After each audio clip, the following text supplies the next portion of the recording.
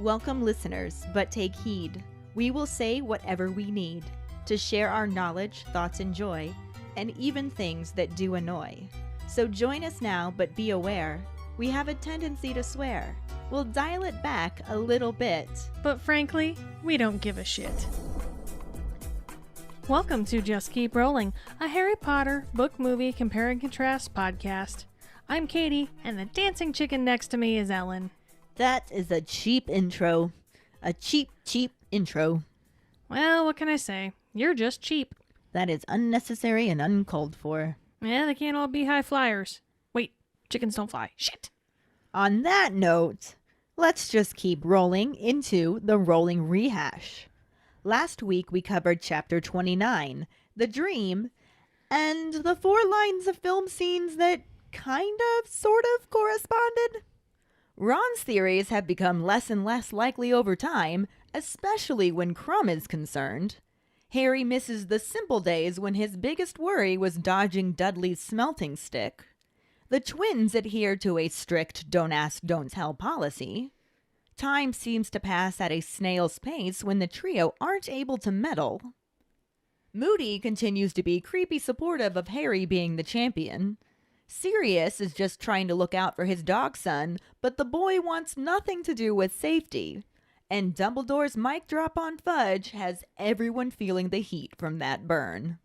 During episode 102, Suck It, Corny, our Potter Pondering was, considering that this movie likes to show dreams, what do you think about them basically leaving this entire chapter out of the film?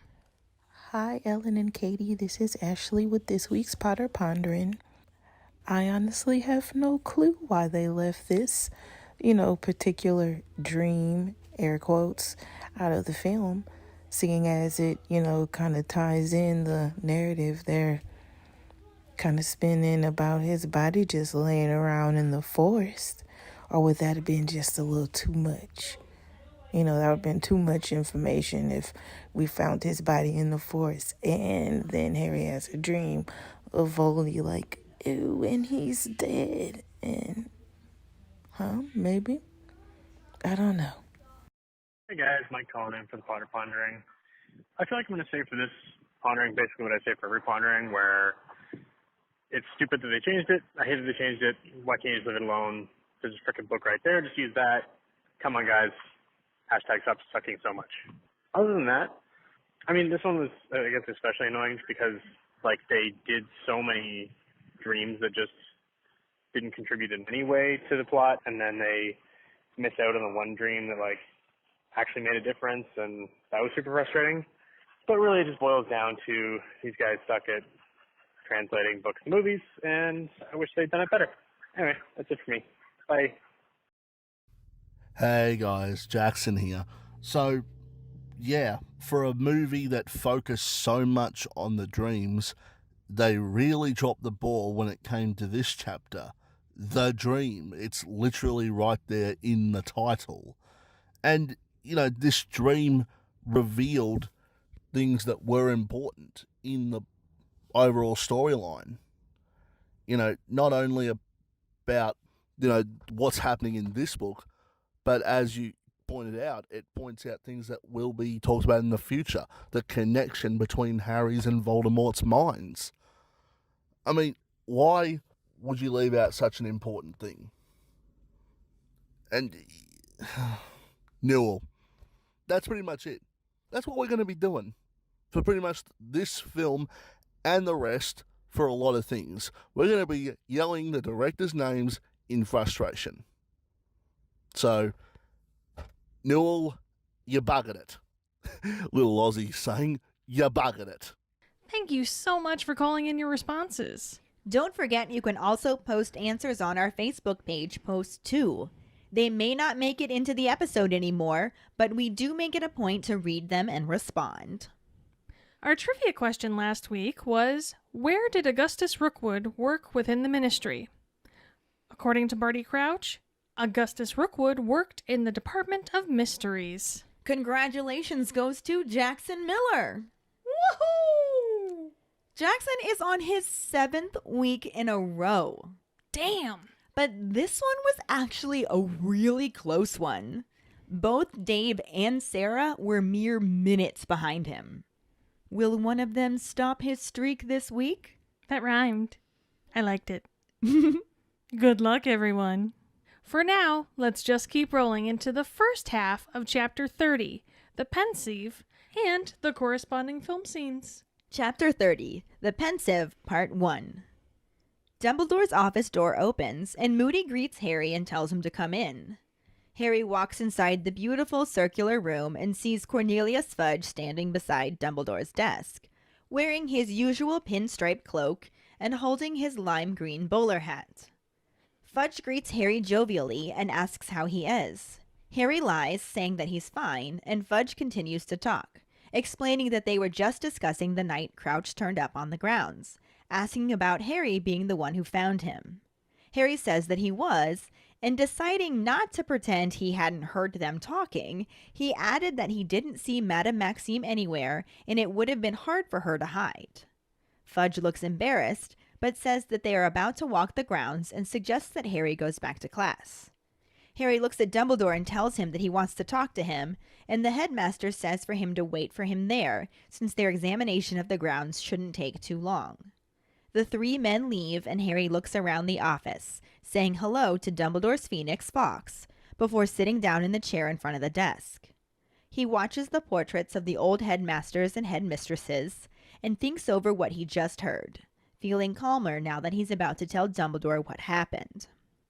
Looking around, he sees the patched sorting hat, a silver sword set with large rubies, and then notices a glimmer of silvery white light reflecting on the glass case. He looks for the source and finds it shining from within a black cabinet that had not been properly closed. Harry gets up and heads to the cabinet, pulling the door open and finding a shallow stone basin, carved around the edge with unfamiliar runes and symbols. The silvery light is coming from in the basin, which appears to be holding a substance that Harry can't distinguish from liquid or gas. He wants to touch it, but has learned that it would be foolish, and instead prods the contents with his wand. The silvery stuff begins to swirl and become transparent. Harry leans forward to look in, expecting to see the bottom of the basin, but instead sees an enormous, dimly lit room. He leans in closer and notices rows and rows of witches and wizards seated in benches lining all of the walls. There's an empty chair in the middle of the room with chains encircling its arms, and all of the adults seem to be waiting for something. Unsure of where this room is and what everyone is waiting for, he leans closer, trying to get a good look in the corners. His nose touches the surface, and Dumbledore's office gives a lurch as he's thrown forward into the basin. But his head does not hit the stone bottom. Instead, Harry finds himself sitting on a bench in the room. He looks up, expecting to see the round hole in the ceiling where he had been looking in, but there is only dark, solid stone. Harry looks around, surprised that none of the 200 witches and wizards seem to have noticed that a 14-year-old boy just fell into the room. He turns to the wizard next to him and is shocked to see Albus Dumbledore. He whispers an attempted explanation to the professor, but Dumbledore doesn't move or speak. Harry remembers another time that he found himself where no one could hear or see him, when he fell through the pages of an enchanted diary, right into someone else's memory, and wonders if this is something similar. He waves his hand in front of Dumbledore's face, and when he doesn't move, Harry is sure that's what it must be, because Dumbledore would never ignore him like that. He looks around more carefully, trying to figure out where he is, but before he can come to any conclusions, he hears footsteps.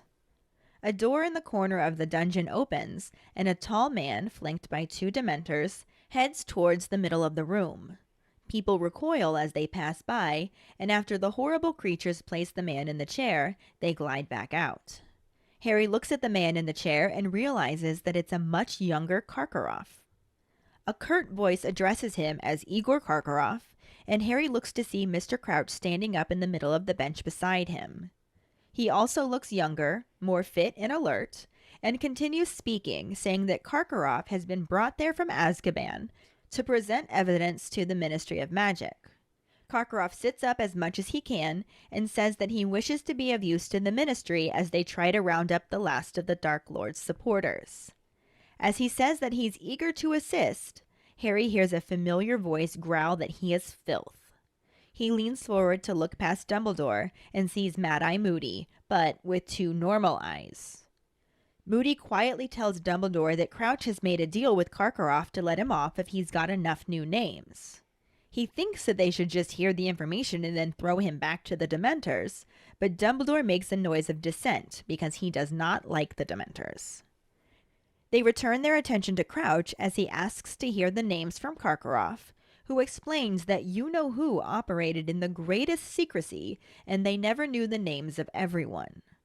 Crouch asks again that he does have some names, and Karkaroff says that he does, that he gives the information as a sign that he fully renounces him and is filled with deep remorse.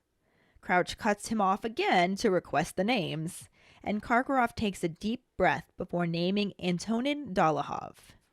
When he learns the Ministry has already apprehended him, Harry can tell it's a real blow that one of his names is useless. He hurriedly continues on to name Evan Rosier, and Crouch informs him that Rosier is dead, killed in the struggle as they tried to take him in. Moody again whispers to Dumbledore, saying he took a bit of him with him, as he gestures to the large chunk taken out of his nose. Karkaroff is panicking now and mentions Travers, Mulciber, and Rookwood, and with the 3rd name, it's clear by the reaction in the crowd that he's struck gold. Crouch asks if he means Augustus Rookwood of the Department of Mysteries, and Karkaroff confirms this. Mr. Crouch tells him that they already have Travers and Mulciber, and that they will return him to Azkaban while they decide. But Karkaroff cuts him off to insist he has more, before shouting Severus Snape. Crouch tells him that Snape has been cleared by the Council, but Karkaroff again shouts that Severus Snape is a Death Eater. At this point, Dumbledore stands and says that he's already given evidence on this matter, that Snape was indeed a Death Eater, but rejoined their side before Lord Voldemort's downfall and turned spy for them at great personal risk. Harry looks at Mad-Eye, who looks extremely skeptical, and Crouch again says he will review Karkaroff's case. His voice fades away as the dungeon dissolves around Harry into swirling darkness and then reforms, putting Harry in a different seat. The atmosphere is much more relaxed than before, with all of the witches and wizards talking to one another, almost like they were at a sporting event. Harry looks around and notices a younger Rita Skeeter across the way, still with blonde hair, magenta robes, and sucking on the end of an acid green quill. Mr. Crouch looks more tired, gaunt, and fierce, and Harry understands that it's a different memory from a different day. The door in the corner opens and Ludo Bagman walks in, but not the Bagman Harry knows. This Bagman is tall, lean, and muscular. He looks nervous as he sits in the chain chair, but when it doesn't bind him, he relaxes a little and waves at a few people in the crowd. Mr. Crouch announces that he's been brought in front of the Council of Magic to answer charges relating to activities with Death Eaters, and asks if he has anything to add to his testimony before they pronounce judgment. Harry can't believe that Ludo Bagman could be a Death Eater. The Quidditch player speaks up and says that he knows he's been a bit of an idiot, and several witches and wizards smile indulgently. Crouch does not seem to share their feelings, and neither does Moody, who mutters to Dumbledore that he's never spoken a truer word. Crouch says that Ludovic Bagman was caught passing information to Lord Voldemort's supporters, and Bagman again speaks up to insist that he had no idea. Rookwood was an old friend of his dad's, and it never crossed his mind that he would be in with you-know-who, especially since he kept talking about getting him a job at the Ministry when his Quidditch days are over, since he can't keep getting hit by bludgers for the rest of his life. The crowd titters, and Crouch calls for a vote for those in favor of imprisonment. Not a single person raises a hand, and then one witch stands to congratulate Mr. Bagman on his splendid performance for England against Turkey the previous week. Mr. Crouch is furious and tells Dumbledore that it will be a sad day when Ludo Bagman joins the Ministry, and then the dungeon dissolves again. When it returns, Harry and Dumbledore are sitting next to Mr. Crouch and a frail witch whose dry sobs are the only thing breaking the silence. Crouch looks even gaunter than before as he calls for them to bring them in. The door in the corner opens and 6 Dementors enter, flanking a group of 4 people. There are now 4 chained chairs in the middle of the dungeon for the 4 prisoners. A thick-set man, a nervous-looking thinner man, a woman with thick dark hair and hooded eyes, and a younger pale boy in his late teens with straw-colored hair. Mr. Crouch stands and begins to declare that they had been brought before the Council of Magical Law for the extremely heinous crime of using the Cruciatus Curse on the Auror Frank Longbottom. The boy begins to plead with Crouch, begging for his father not to send him back to the Dementors, and insisting that he didn't do it. Crouch begins to yell over his pleas that they are further accused of using the Cruciatus Curse on Longbottom's wife, Alice, attempting to get information to restore he who must not be named to power. The boy begins screaming to his mother instead as the wispy blonde begins rocking back and forth. Crouch yells over the screaming if the jury agrees that they deserve a life sentence in Azkaban, and they all raise their hands in unison. The boy continues screaming that he didn't do it as the Dementors glide back into the room.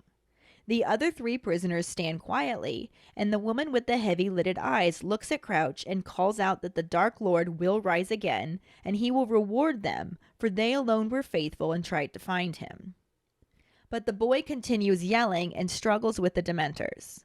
He looks at Crouch and screams that he is his son, and Crouch bellows back that he is not his son, he has no son, and the wispy witch faints in the seat beside him. He doesn't seem to notice as he yells for the Dementors to take them away, and Barty Crouch Jr. continues to plead with his father and insists that he wasn't involved. A voice then tells Harry that it's time to return to his office, and he turns to see an Albus Dumbledore sitting to his right and an Albus Dumbledore on his left looking right at him. The movie scene starts right as Mad-Eye Moody magically opens the door to let Harry into Dumbledore's office. Cornelius Fudge drops his agitated tone and greets Harry in delight.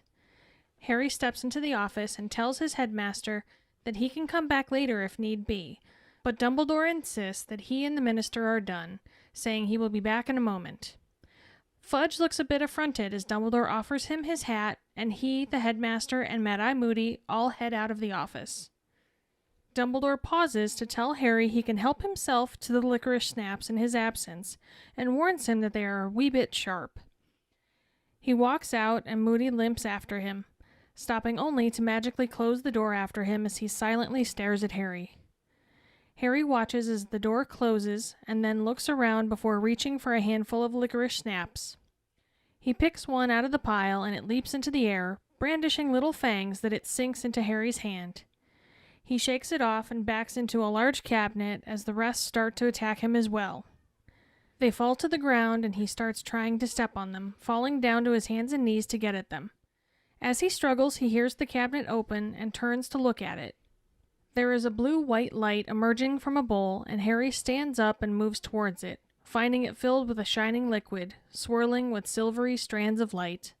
He pulls out his wand and prods the surface, which spirals into a gold-colored scene that appears to be inside the large container. Harry's reflection shows over top the room that appears, and he screams as it transitions to him falling into the room. He lands in a seat right next to Dumbledore and looks around at a crowded room before noticing him. Dumbledore does not appear to see him, even when Harry says, "Professor?" And then Harry is even more shocked when another wizard greets Dumbledore as Professor and sticks out his hand to shake his. The wizard's hand goes right through Harry's body, and Harry looks around in confusion and feels his chest in concern. The scene shifts to show that the room is perfectly round, with witches and wizards and piles of paperwork positioned around a cage in the middle. The camera zooms into the cage as a prison-clothes-clad Igor Karkaroff rises from beneath into it.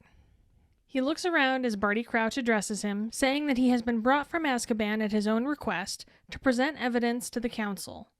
If the evidence is useful, the council may be prepared to order his immediate release, but until that time, he remains a convicted Death Eater. Harry watches in awe as Crouch asks if Karkaroff accepts those terms. Karkaroff says he does wish to accept them, and when Crouch asks what he wishes to present, he says that he has names, listing Rosier, Evan Rosier first. Crouch informs him that Rosier is dead, and the camera focuses on Dumbledore as a younger Mad-Eye Moody leans forward and says that Rosier took a bit of him with him. Karkaroff says that he didn't know and insists that he has more, saying Rookwood was a spy. The camera shows Rita Skeeter taking notes as Crouch is surprised to learn this, confirming that he means Augustus Rookwood of the Department of Mysteries. Karkaroff says yes, that he passed information to you-know-who from inside the Ministry itself. Crouch tells him that the council will deliberate and says Karkaroff will be returned to Azkaban in the meantime. Panicking, Karkaroff begs him to wait, saying that he has more. He tells the council about Severus Snape, and Professor Dumbledore stands to announce that he has given evidence on this matter. Severus Snape was a Death Eater, but prior to Lord Voldemort's downfall, turned spy for them at great personal risk. Karkaroff tries to cut Dumbledore off, screaming that it's a lie. Severus remains faithful to the Dark Lord, but Dumbledore continues speaking, saying that today Snape is no more a Death Eater than he is. Crouch bangs his gavel and yells for silence and says that unless the witness possesses any genuine name, the session is now concluded. Karkaroff calms down and informs Crouch that he has heard about one more. He says that he knows for a fact that the person took part in the capture and, by means of the Cruciatus Curse, torture of the Auror Frank Longbottom and his wife. As Crouch demands the name, a well-dressed man stands up from the crowd and attempts to walk away. Before he makes it too far, Karkaroff yells, "Barty Crouch!" and the man freezes in his tracks. Rita Skeeter's mouth drops open as Barty Crouch looks completely confused, and Karkaroff finishes the name by saying, "Junior." The well-dressed man makes a dash for the exit and is thwarted by Mad-Eye Moody, who casts a spell at him. Barty Crouch Jr. falls into a crowd of people who attempt to restrain him as the rest of the onlookers react in noisy surprise. Crouch Jr. demands that they get their filthy hands off him, as several wizards attempt to drag him out, and they hesitate directly in front of Crouch Sr. As he greets his father, his tongue flicks to the corner of his mouth several times, and Crouch Sr. insists that he is no son of his. Crouch Jr. flicks his tongue a few more times before screaming and being pulled away. For scenes that timing-wise line up as well as they do, it's amazing just how different they actually are. Mm-hmm. Like, everything's the same, but nothing's the same. Nothing at all. You literally get all the same information, but in a completely different way. Yeah, it's a completely different package. Entirely. It's so weird. Mm-hmm. Gives us a lot to talk about, though. Well, yay. Yay. In the book, Dumbledore's office door opens, and Moody greets Harry and tells him to come in. Hey! The movie scene begins right as Mad-Eye Moody magically opens the door to let Harry into Dumbledore's office. It's the same! What? That's where it ends. Because then Cornelius Fudge stops being a little bitch momentarily and greets Harry like nothing is wrong. Actually, that is kind of the same. Because Harry walks into the beautiful circular room and sees Cornelius Fudge standing beside Dumbledore's desk. He's got his usual pinstripe cloak holding his lime green bowler hat, and he even greets Harry like nothing's wrong at all. But that's where it ends. Yeah. In the book, he's like, "How are you, Harry?" And Harry's just like, "I'm good. I didn't just have a bad dream that was actually probably something that really happened that means I'm going to die. So Right? things are looking great." Well, I mean, he didn't in the movie. True. He did just find a dead body, but no dream. So, yay. All around good times for Harry Potter. Pretty much. Fudge keeps on talking, saying that they were just talking about the night Crouch went missing from the grounds because, you know, it's not the same night here in the book. No. It's not. Well, I mean, there is a deleted scene that could maybe kind of possibly sort of go here. But there are some weird inconsistencies, so we weren't entirely sure where to put it. Yeah, if anything, it would have gone in between Harry finding Crouch and Harry showing up at Dumbledore's office. Yeah. But also there are weird inconsistencies with the scars on his face from the second task. Yeah. It's a whole thing. But in this deleted scene, it's basically Hermione, Ron, and Harry in the Gryffindor common room discussing how Harry should go and see Dumbledore and tell him about all these things that are happening, including the dreams and including Crouch being dead, obviously, and all these other weird things, his scar hurting, Right. things like that. And that would explain why Harry was heading to Dumbledore's office yes. and why those in Dumbledore's office already knew about Crouch, even though the way they edited it together, it looked like Harry was showing up there right after seeing Crouch. So maybe this wasn't the best scene to delete? It really wasn't, because the clothing was off. Because Harry was still in his outfit from the second task when he found Crouch. And then he shows up at Dumbledore's office and he's wearing his usual ringer t-shirt and jacket. Yeah. So time was supposed to have passed, but it just wasn't well done the way they cut it together. No, it really wasn't. I mean, if you're not paying attention, sure. Yeah, why not? Why not? But we're paying attention. So. Exactly. Anyway, this deleted scene maybe explains it, maybe doesn't. Anyway, let's get back to the actual episode at hand. Mm-hmm. Yeah, those similarities really didn't last long, did they? Partially because Movie Fudge did not get the awesome lime green bowler hat. I'm still bummed out about that. Right? That would have been great. Lime green. Lime. It's just so random. It would have been glorious. Yeah. But there's also no mention of Harry being the one to find Crouch. Well, of course not. It just happened. Very true. How do they even know at this point? He steps in the office and tells his headmaster that he can come back later if need be, because it's super awkward to walk in on your parents fighting. Right. But Dumbledore insists that they are done, basically telling the minister to fuck off. That's what I heard. Right? In the book, Harry says that, yes, I did find Crouch because, again, this is several days later. Yes.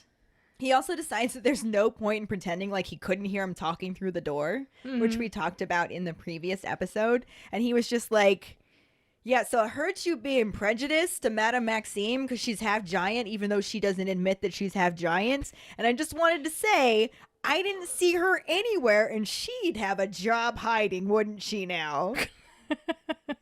Oh, sassy Harry. I love it. It actually makes Fudge look embarrassed.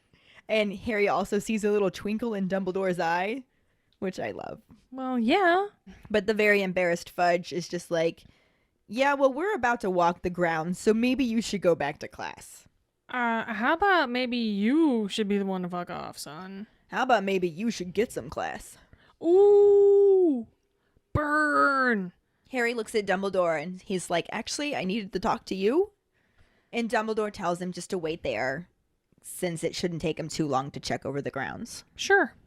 The three men leave, and Harry does what Harry does and starts looking around the office. You can't meddle if you don't open your eyes. Right? Just saying. Right? How do you pass up that opportunity? Mm-mm. He says hello to Fawkes, who has literally saved his life before, so damn straight you greet that phoenix, Harry. Hell yeah. It's the least you could do.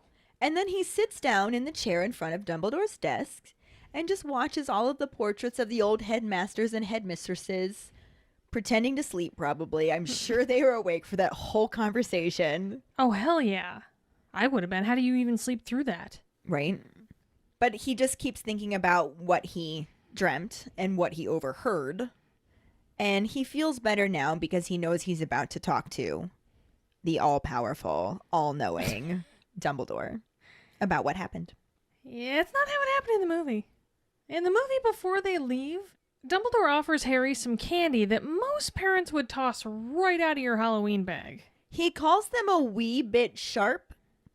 I would have told Harry that they have a bit of a bite to them. Oh, jeez. Fuck off. Gosh. Yes, I realize I just said gosh.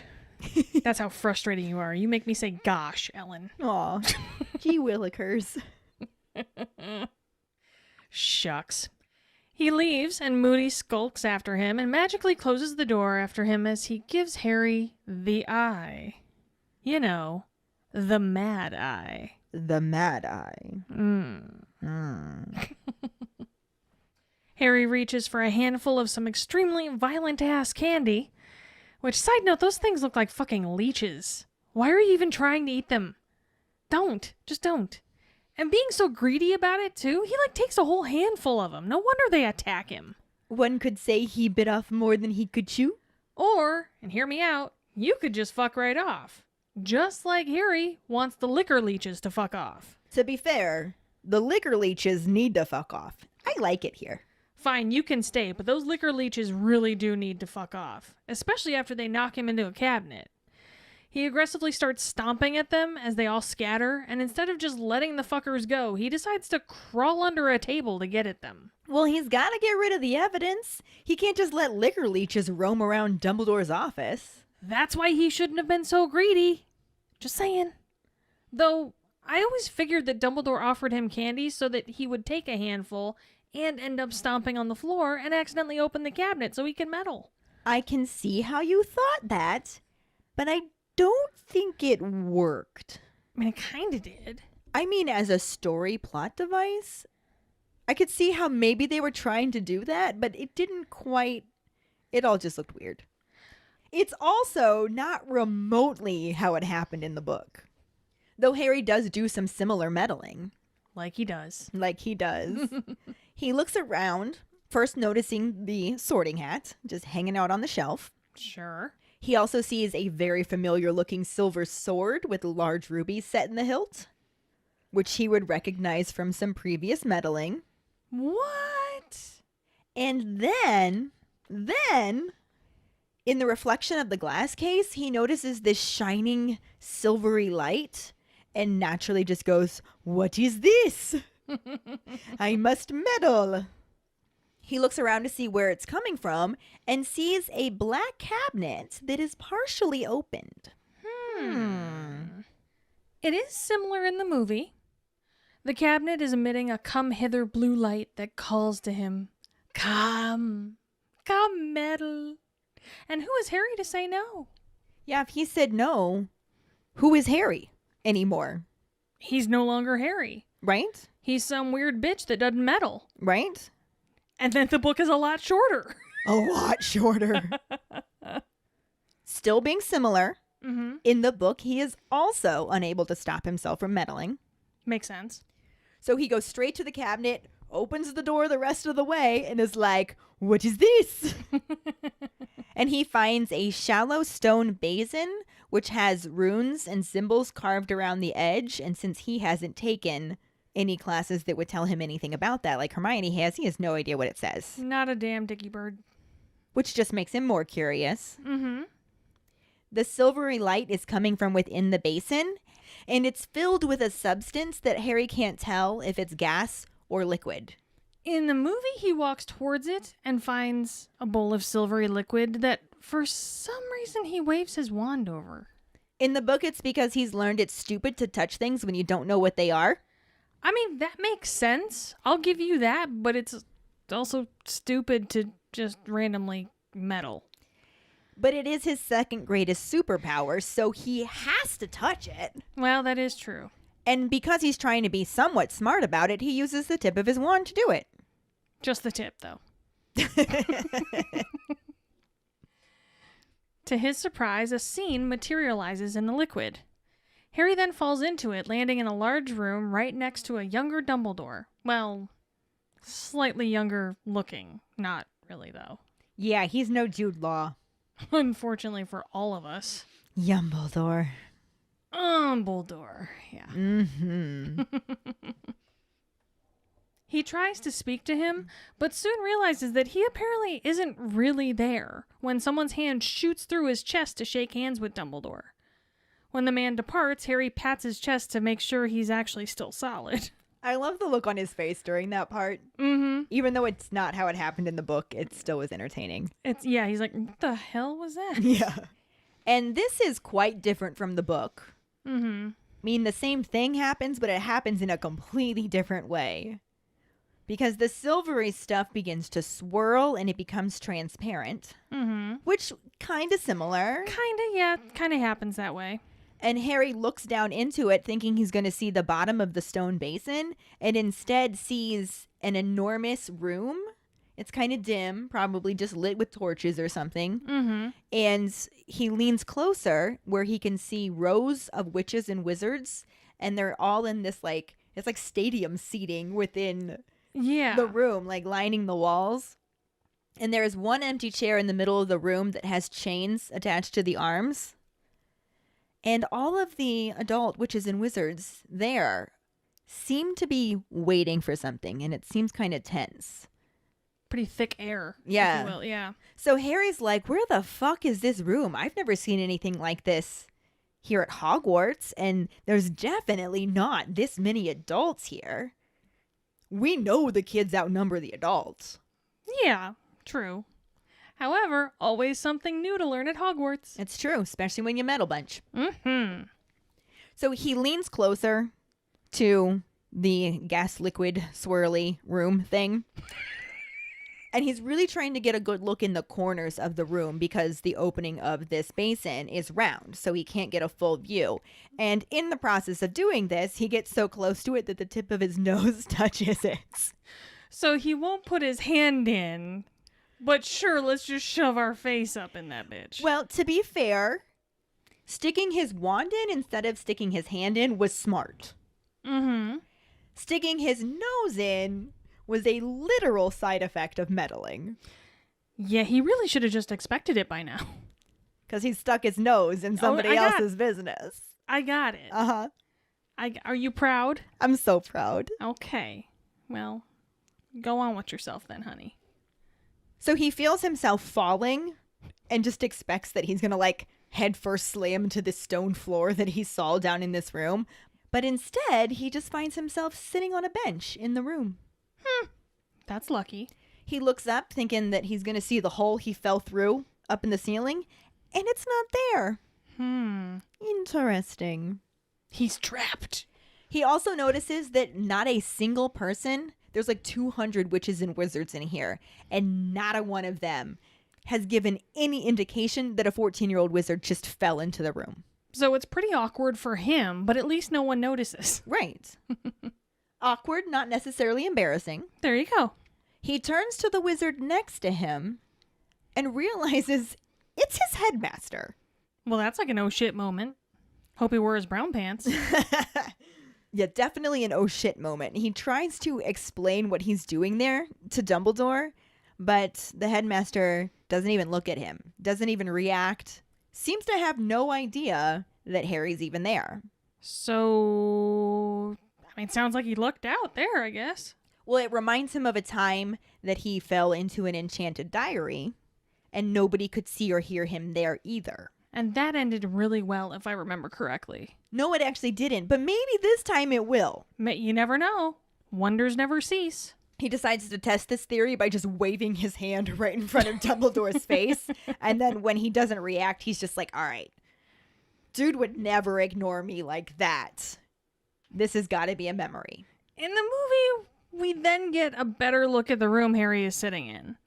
It's a big-ass amphitheater type room, so similar to the book. And it's got a small round cage in the center with piles of papers surrounding it, which y'all need a better filing system, just saying. But then there's also wizards and witches clamoring to find seats in the cavea all over the place. We then hear a mysterious ticking noise. Hopefully it's not a pipe bomb. And we see a quite defeated-looking Igor Karkaroff rise up into the cage from a hole in the floor, essentially. In what is undoubtedly a violation of the Geneva Convention, guards begin to tighten screws that hold Karkaroff in place with spikes. Like, spikes, though. Yeah. The book does not have any fancy chairs that lift up through the floor into a cage. There's no spikes. There's no cage, for that matter. Yeah. It's just a chair with chains in the middle of the room. The chains do bind him. Yeah, but that's logical. That's still not as bad as spikes. Yeah. Karkaroff can't even, slouch. Right. He has to stand perfectly still in this cage because these spikes... It's like the chokey in Matilda. Yes. That's what it reminds me of. And in the book, you kind of get the impression that he has to slouch. So we'll end up talking about that. Yeah. But at this point, Karkaroff is also not in that chair. It's just an empty chair. Mm-hmm. And while Harry's looking around trying to figure out where he is, a door opens in the corner and two Dementors walk in with a man who turns out to be Karkaroff. Although Harry doesn't realize that until he makes it to the chair. Yeah. That doesn't happen in the movie. And for that matter, there's no Dementors in the movie. And even if they were, they still shouldn't be fucking flying in there if they were. Just saying. Right? They just glide. No flying! There's no flying and dementing. Are you flying? There's no flying. There's no flying and dementing. It's flying, sir. But anyway, the Dementors glide Karkaroff to the chair. Mm-hmm. And it's when he sits down there that Harry gets a good look at him. And it's like, holy shit, that's a younger Karkaroff. He doesn't look really younger in the movie at all. Like, at all. None of them really did.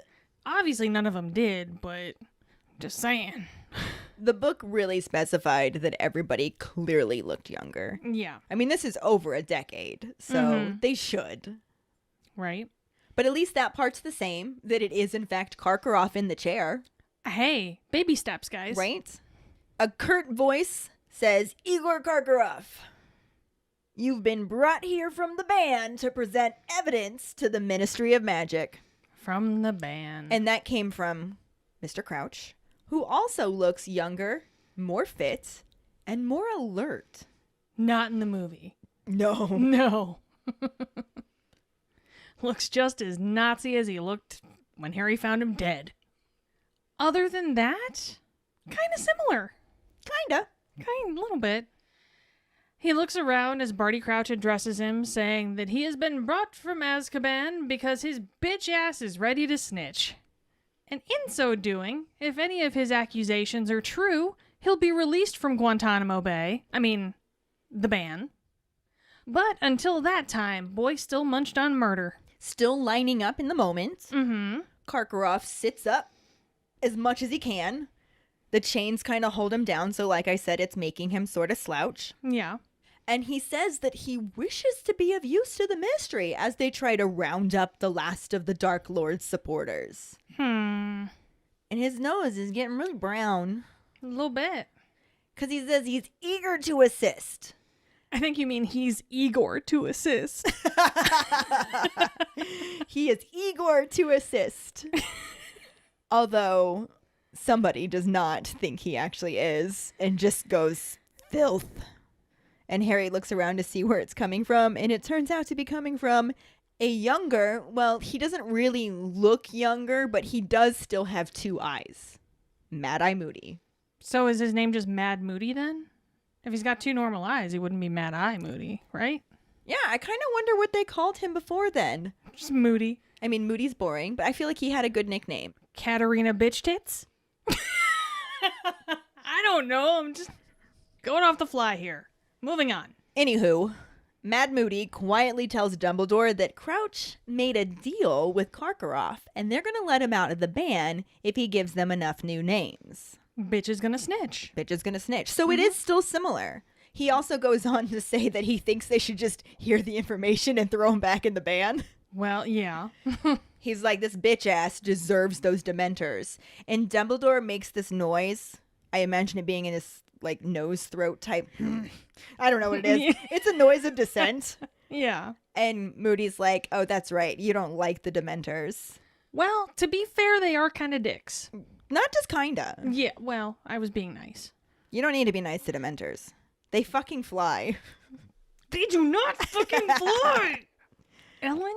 Anyway, they return their attention to Crouch, and he's like, all right, so you got names? Let's hear them, dude.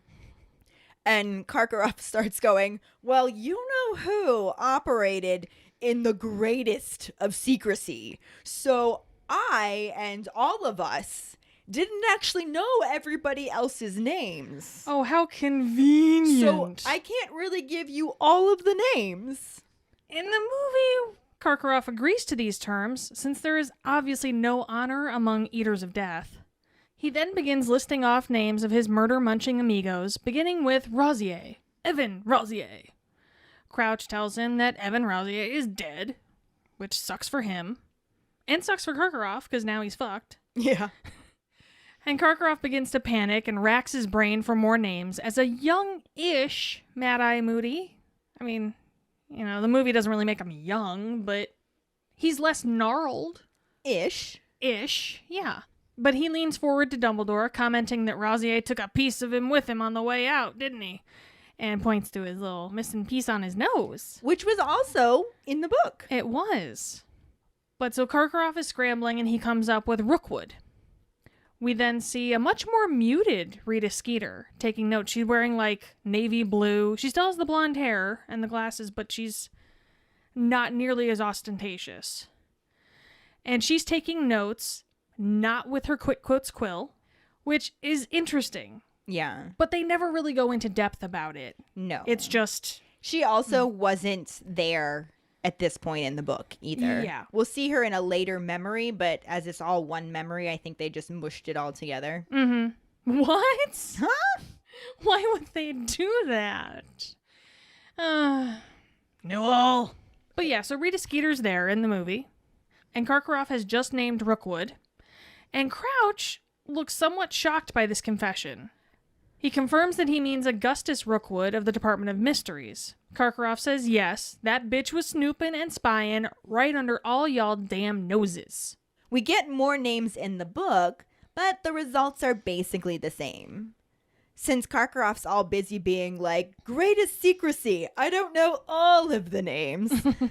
Crouch is like, but you do have some, right? You're not just wasting all of our time right now. Mm-hmm. And Karkaroff is like, yes, I do.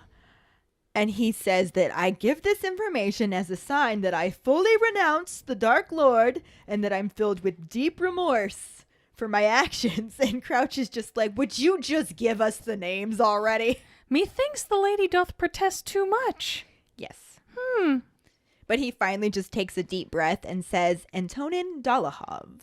Ooh. So that was a name that wasn't mentioned in the movie. And we learned that he's already been apprehended. He's late to the party. And Karkaroff is just like, oh, that's wonderful news. Fuck.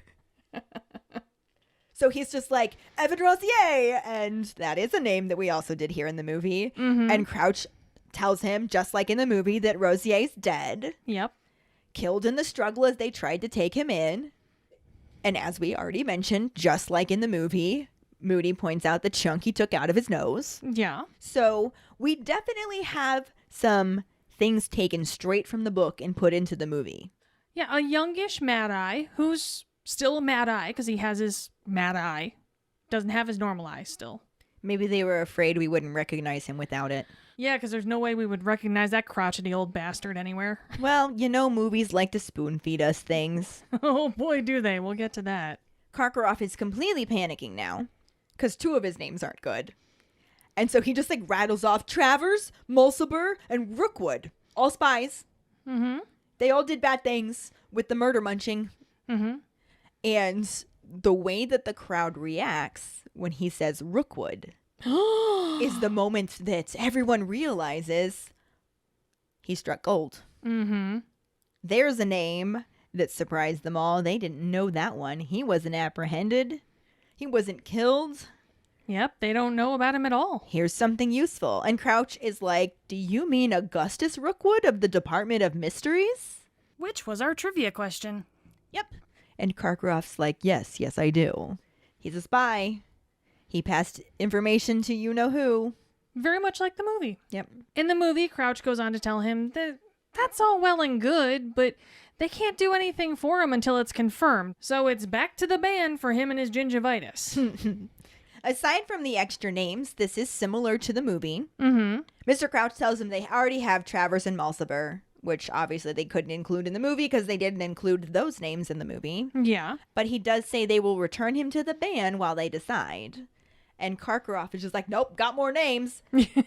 Severus Snape. Snape. Severus Snape. Dumbledore! Who jumps the fuck up when this happens in the movie. Because it does happen in the movie. Because this actually does happen in the movie, yes. Yeah, when Snape's name is brought up, he hops right up and he just starts shouting that he was, but now he isn't. And he just wishes a bitch would say something else about Sev, because he came here to defend the fuck out of Snape and chew bubblegum, but wouldn't you know it, he's all out of juicy fruit. Meanwhile, everyone else in the room rolls their eyes harder than Mad Eye Moody, because everyone's probably heard this a million times over by now.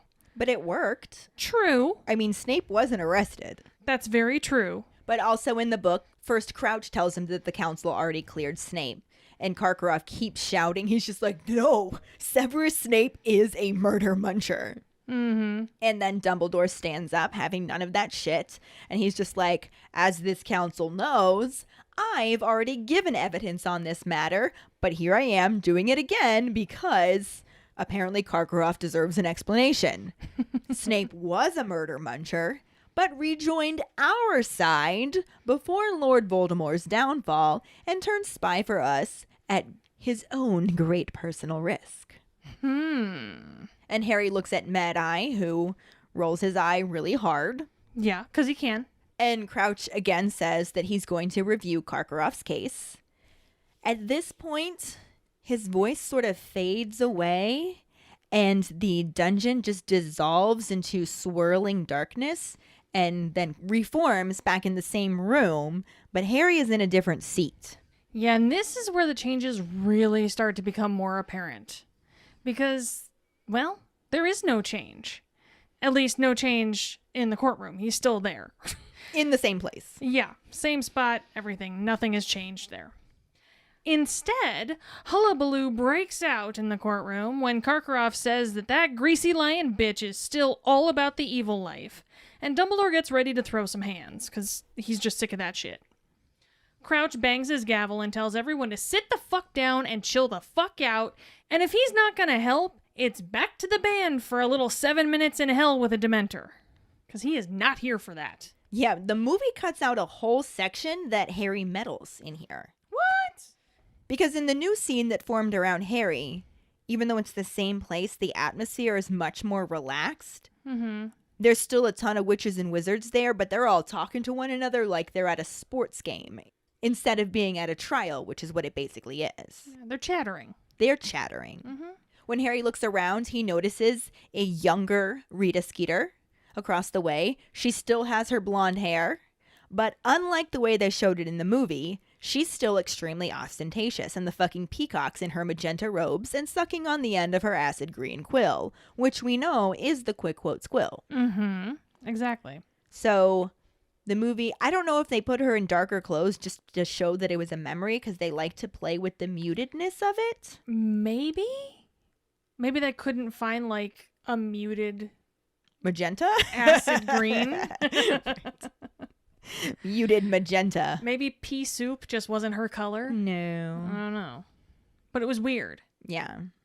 But she is actually in this memory, so I can see why they included her in the movie one. In this, Mr. Crouch looks extremely tired. He's gaunt, and he looks very fierce. So it shows Harry that this is a different day. There's people there that weren't there before. He's in a different place. Mr. Crouch looks like he aged 5 years. Mm-hmm. This time when the door opens in the corner, it's Ludo Bagman who walks in. Wait, what? But this Ludo Bagman not only is younger, he is also taller, leaner, and muscular. Ooh, sexy Ludo. Sexy Ludo. Height of his Quidditch career Ludo. Ooh. Hello, Ludo. He looks very nervous as he sits in the chair, but the chains don't actually bind him. So he seems to relax a little bit, and it actually feels comfortable enough to look around and wave at a few witches in the crowd. So it's more like he's on a talk show almost. Right? Mr. Crouch says that he's been brought in front of the Council of Magic to answer charges relating to activities with murder munchers, and wants to know if he has anything to add to his testimony before they pronounce judgment. Harry's just sitting there like, Ludo Bagman's a murder muncher? I mean, here it kind of makes sense then that they cut this out of the movie since they completely cut out Ludo Bagman in general. So. There's no point in including it then. Mm-hmm. But the Quidditch player, he just sort of sits up and he's like, well, yeah, I've been a little bit of an idiot. He's such a chode. And several witches and wizards smile very indulgently at him, although Moody's like, boy, you've never spoken a truer word. Boy, I said, boy. And he mutters that to Dumbledore. Crouch also does not seem to have any feeling of indulgence towards Bagman. So He just goes on to say that Ludovic Bagman was caught passing information to Lord Voldemort's supporters. And Bagman's just like, whoa, whoa, whoa, whoa, whoa. I'm telling you, I had no idea. Rookwood was an old friend of my dad's, and it never crossed my mind he'd be in with you-know-who. Plus, he kept saying he was going to get me a job at the ministry. I can't keep getting hit with bludgers all my life. Some point I got to retire, and then what am I going to do? Game show host? He'd probably be good at that, too. He would. But when he makes that comment about not getting hit by bludgers for the rest of his life, the crowd titters. Of course they do. They just indulge everything. He's clearly very popular. Mm-hmm. And it becomes even more clear just how popular when Crouch is just like, all right, who votes in favor of imprisonment? And not a single hand moves. Like one dude, he had an itch on his head and he was afraid to scratch it because he didn't want to accidentally look like he was voting against him. Yeah. That's so celebrity culture. Yes. Oh, it makes me sad. One which even stands up to say, congratulations on your splendid performance for England against Turkey last week. Ugh. And then Mr. Crouch is just super pissed and tells Dumbledore it will be a sad day when Ludo Bagman joins the ministry, which, as we know, that sad day arrived. Oh, lordy. I wonder who got him the job since Rookwood was a murder muncher. Very true. It'd be really funny if it was actually Crouch. But the dungeon dissolves again. And this time when it comes back, Harry and Dumbledore are sitting next to Mr. Crouch and a frail witch, a wispy blonde witch, who's sobbing dry sobs so loudly that it's a little ridiculous in this otherwise quiet room. Crouch also looks worse than he's looked in any of the other memories as he calls for the Dementors to bring them in. This technically lines the book back up with the movie, but there is little to nothing the same here. Since it isn't a new scene, it's all part of the original one that Harry was sucked into. Yeah. In the book, the door in the corner opens, and this time 6 Dementors come in, and they have a group of 4 prisoners. So there's also 4 chained chairs in the middle to accommodate the change. Mm-hmm. There's a thick-set man, a nervous-looking thinner man, a woman with thick dark hair and hooded eyes, who we all know who that is, even though we haven't officially met her yet. Mm-hmm. I love that little, like, you're gonna meet this woman later. Right? We're just gonna pepper her in here right Right. now. Mm-hmm. And a younger, pale boy who seems to be like maybe 19 with straw-colored hair. And I want to emphasize that when we get to the movie counterpart. Straw-colored hair. Crouch stands and announces that they've been brought before the Council of Magical Law for the extremely heinous crime of torturing the Aura Frank Longbottom with the Cruciatus Curse. And the sandy-haired boy begins to plead with Mr. Crouch, begging him, saying, Father, I didn't do it. Don't send me back to the Dementors. Did he just say father? So obviously we are to assume that this young boy is, in fact, Crouch's son that we heard about from Sirius in the book. Obviously not the movie. Yep. Explains his cold demeanor, too. Yes. And as the boy keeps yelling his innocence, Crouch just yells over him Sure. and says that they're also accused of using the Cruciatus Curse on Longbottom's wife, Alice. And they were attempting to get information to restore he who must not be named to power. Them are some pretty hefty charges there. Yeah. Mm-hmm. And since Mr. Crouch is just completely ignoring his son, the boy begins screaming towards his mother instead, causing the wispy blonde to start rocking back and forth on the bench. As a mom, I can. Oh, not even kind of. Not a mom. Totally understand. Yeah, I feel that, like, hard. Crouch just continues yelling over the screaming and wants to know if the jury agrees that they all deserve a life sentence in the ban. And it's all just total unison. Yeah. They all just raise their hands. Barty Crouch Jr. continues screaming that he didn't do it. As the Dementors come back into the room, not flying, they glide. 'Cause they don't fly. And the other 3 prisoners, they're not protesting. They just stand. They're like, yep, we got caught.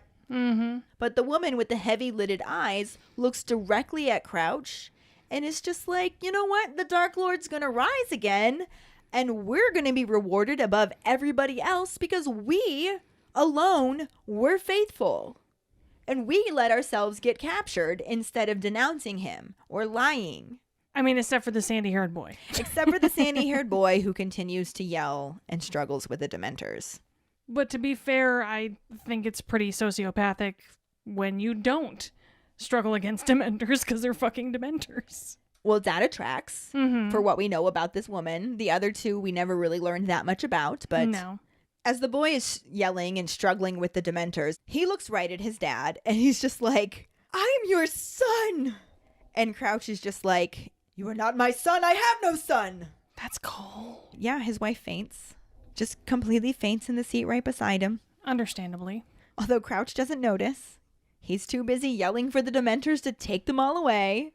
And Barty Crouch Jr. continues to plead with his father and insists that he wasn't involved. Yeah. This is totally different in the movie. Totally different. Completely. Karkaroff gets eerily calm and stares down Crouch as he tells him he has one more name to share with the class.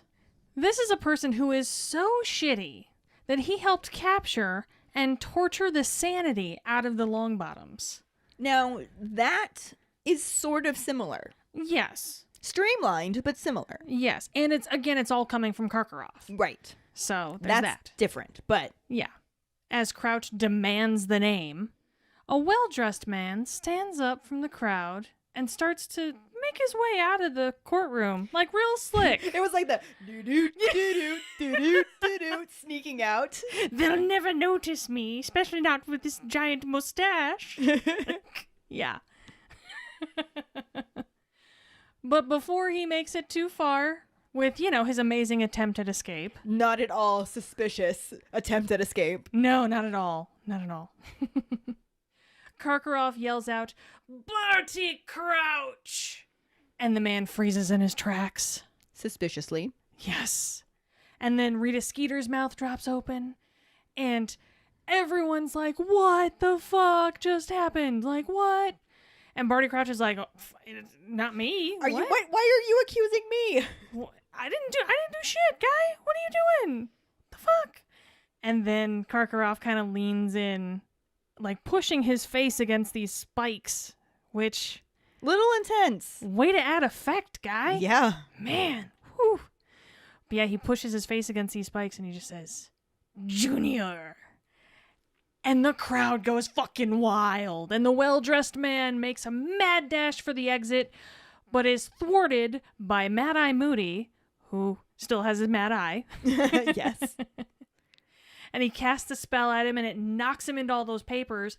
Like we said, guys, y'all need a better filing system. Oh yeah, that just fucked all up. Oh my god. Can you imagine being the paralegal that has to clean all that shit up? It's probably a house elf. Probably.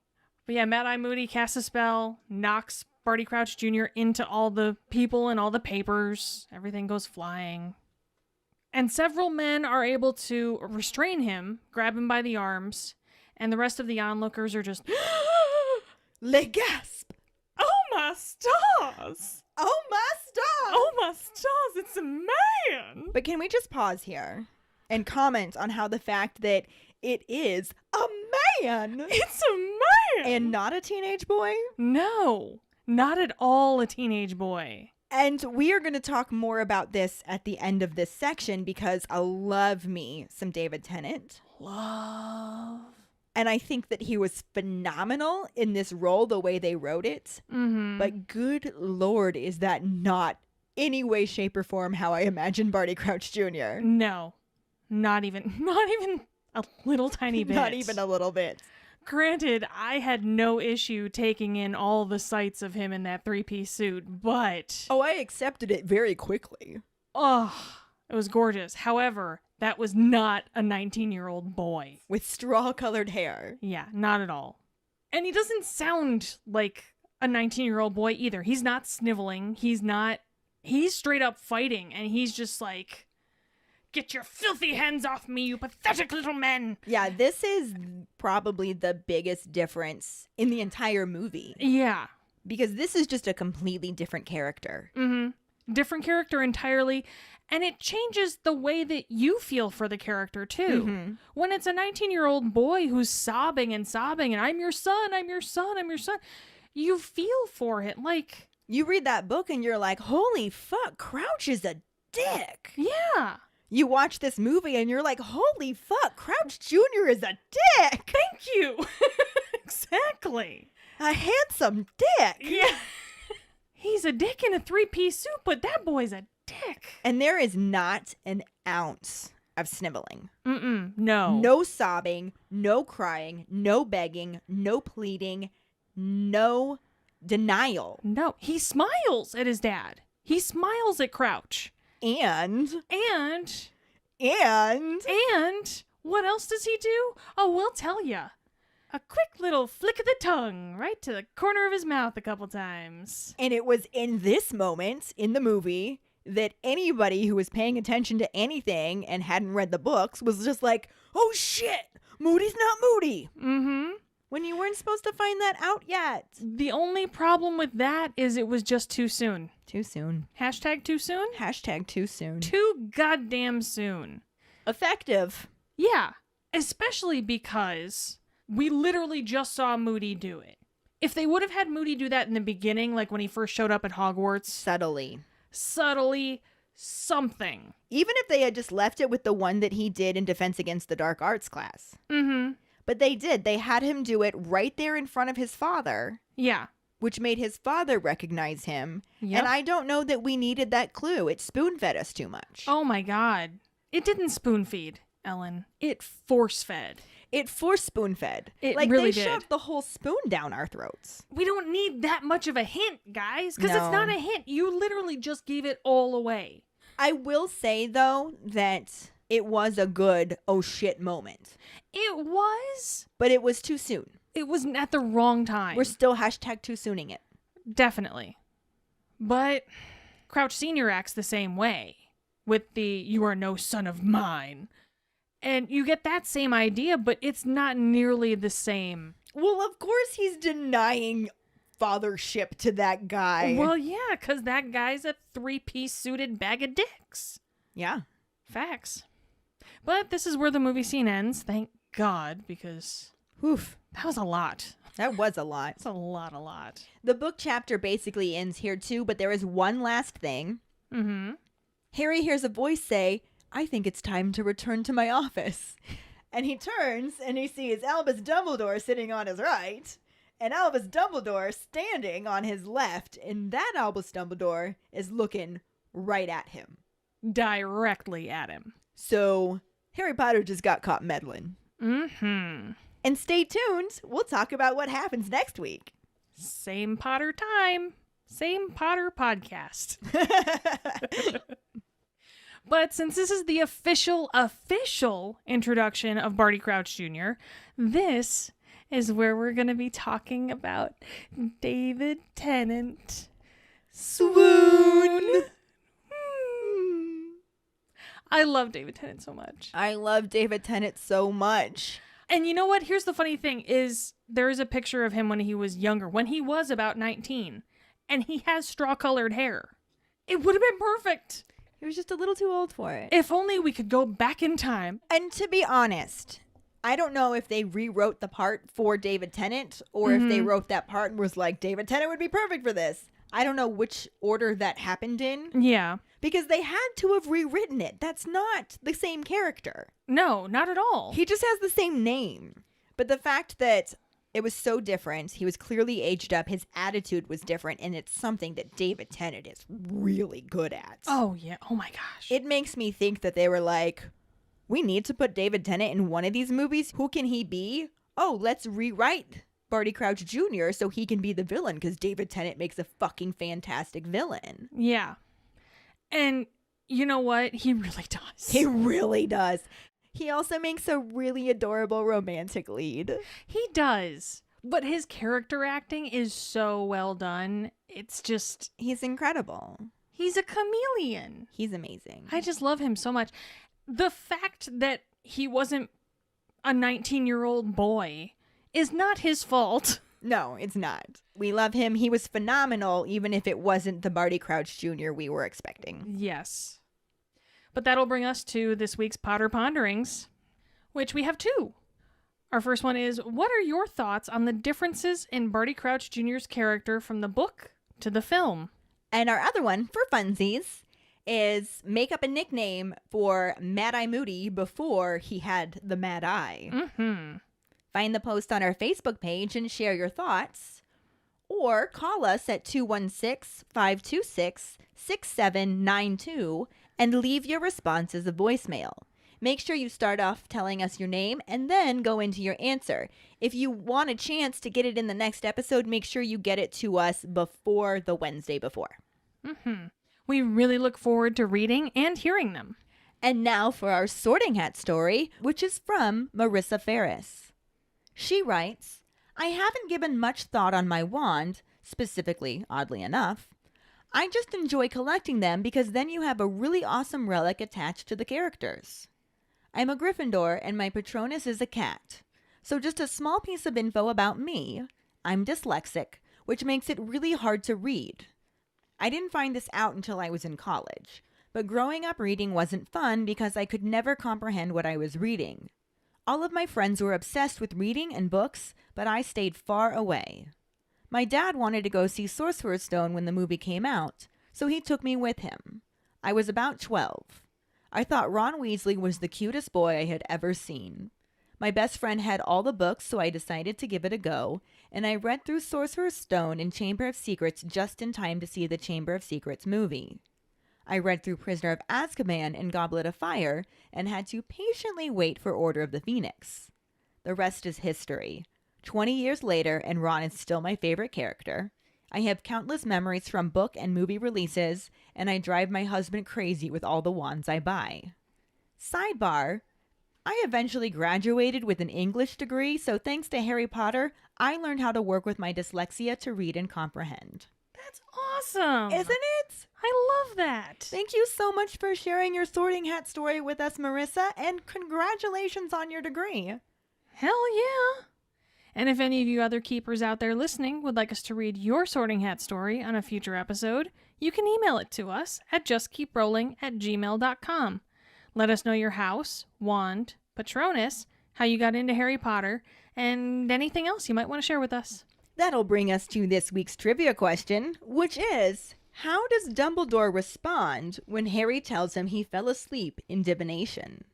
The first one who responds with a correct answer and the code word #GoOn will get a sticker. Another way to get a sticker is to rate and review us through iTunes or Facebook. Make sure to email us at justkeeprolling@gmail.com to let us know you did, and we'll get back to you to figure out which sticker you want and where to send it.